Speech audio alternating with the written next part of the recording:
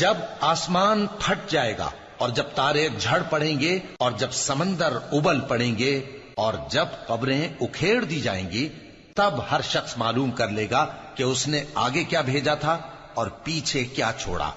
اے انسان، تجھ کو اپنے رب کریم کے بارے میں کس چیز نے دھوکہ دیا؟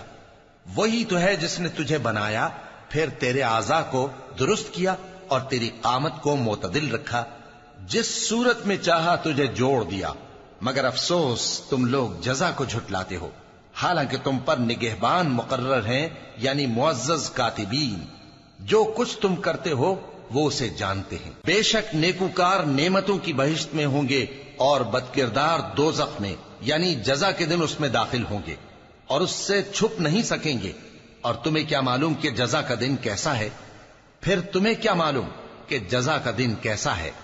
جس روز کوئی کسی کے کچھ